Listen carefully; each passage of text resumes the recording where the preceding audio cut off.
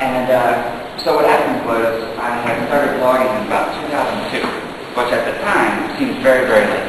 It seemed like all the good blogs had already been created and it was just too late to get started. And I actually started with software called Movable Type, because that's what the blogs I've read used, so I thought that made me start. And I had the worst blog ever. I mean, it was truly awful. I just blog like flash top stories every day and stuff like that. Later, as I became sort of frustrated with CGI bins and role permission and Perl, or we have a program in front of me, I started looking for PHP scripts that would do the same thing as Movable Type, and I came across one called V2. V2 actually has two names. V2, which is supposed to be Blogger 2, like a better version of Blogger, and Catalog. And that sort of highlights one of the initial problems with this project, that it was a little bit disorganized. No one was sure what to call it or anything, but it was fantastic software. And that's actually when I moved to Photomat.net, when I moved to my own domain and everything. And started blogging with V2. Unfortunately, a few months later, V2's lead developer is a guy called Michel. He's in France, Corsica actually, which I'm told is very different from the rest of France. But he sort of disappeared at that point. And there were no other developers of V2. And so the project was effectively dead in the water. I mean, there was just nothing happening to it, no development, no one could log into the website. We weren't even sure if there was, what had happened. I mean, we're all quite worried. But this is sort of where the beauty of open source comes in, because V2 is GPL software. The software wasn't dead. If it had been a proprietary company or a proprietary license, no one could have done anything. But because it was GPL, a group of us got together and took the V2 code base and started using that to make something new. Was backwards compatible with V2 and would sort of provide an upgrade path to people who had been abandoned.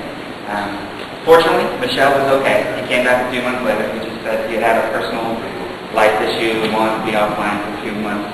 And he came back and said, hey, this WordPress thing is really cool. Why don't you, it's the new official thing.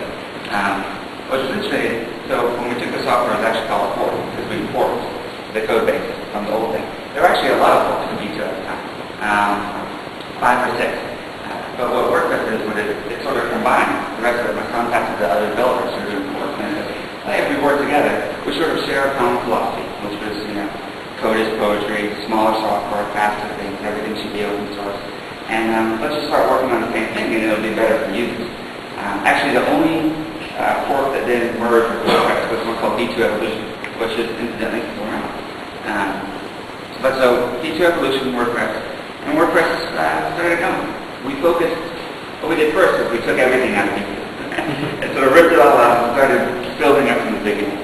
And we tried to focus on the ease of use of the initial experience.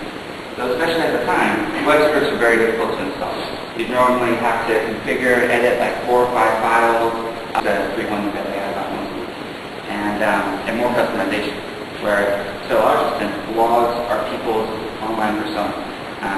More than a personal homepage or anything like that, they become what represents you on the web. And so, like anything else, you want it to represent you, not every other blog that you curate or something. So, yeah. So there's a large degree of custom pictures, widgets, all these things are going to be easily taken to the next level to allow you to self-express yourself without having to know HTML and CSS. We're actually are going to be supporting apps on WordPress.com. So, we got one person happy. I know early on in the English blogs, there was a lot of controversy around that. Actually, on my blog, I removed all that. There's not a single ad on WordPress.net because I felt like it was detracting from the user experience. But what I've seen, uploaded, there were not good error messages, so if you had a mistake, there would be like a syntax error.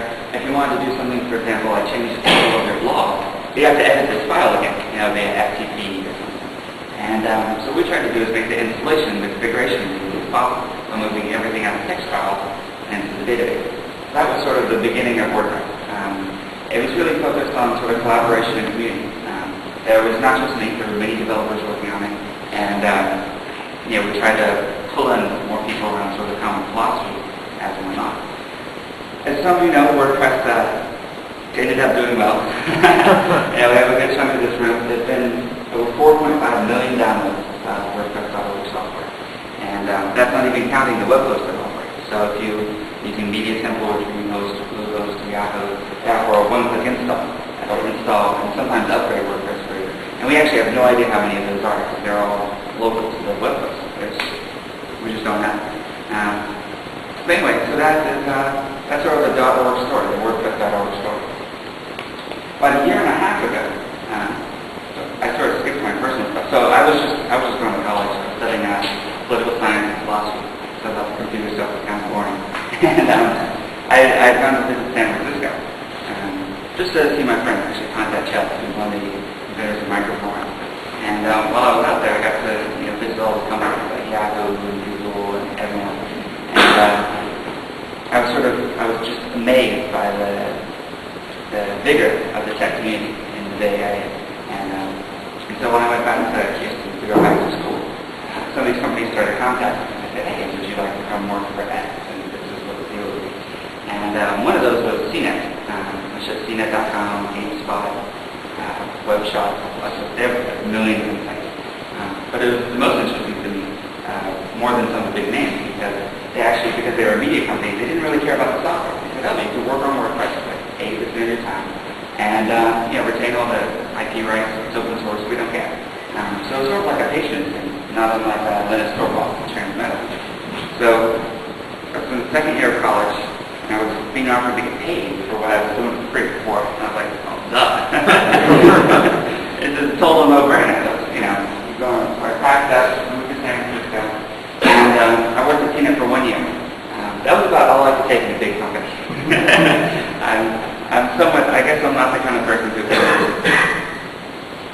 work for very long in that sort of environment.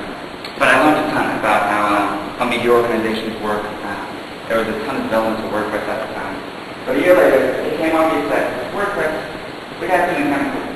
And among the audience, people who could download it, set up a database, upload the files, it was fairly popular and was rapidly gaining market share against the main competitor, which at the time was Google Pay. But there was still that barrier. There were still things with blogging that were just too hard to do, both in the setup and some things like hiding spam. That's just the plugins that we were writing were working smaller and smaller amounts of time. Actually, I've written probably about half a dozen spam plugins. The first one I wrote for like a year. And the second one worked for about 6 months. And the third one for about 2 months. And I got to the point where I wrote a spam plugin, and they must have just been reading my blog or something. But in days, they were working around it. And it became obvious that we need to even the playing field there. So I actually started a company called Automatic. You can see it's got the Mac in it.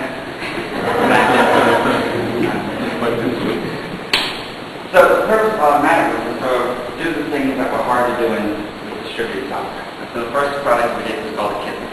And so what a Kismet is, it's an anti-spam system, which basically it takes, there's over 1 million blogs running now, well over 1 million. And what it does is whenever spam gets through to one of them, they click this as spam. And then it notifies the Kismet robot. And they read it, they learn from it, and they sort of protect the whole network. So it's self-adaptive, and it can change techniques, methods, as fast as the spam is essentially. So for the first time, we had sort of, stemmed the tide. We were winning the battle with spammers. Now it isn't as blocking tens of millions of spammers, blocks well over 1 billion. And the most exciting part, though, is unlike everything else I've done before, the effectiveness has remained extremely high, more than 4 nines accuracy, even though it's been a year and a half, and the spammers are constantly hammering and trying to figure it out. And the other thing we did was WordPress.com, which many of you have blogs on. Are there WordPress.com users here? Oh, cool.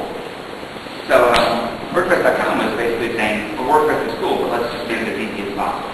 And also, there were some challenges inherent to hosting 1 million blogs. That just sort of seems like a fun problem. And if there's one common thing we all share automatically, we look for interesting challenges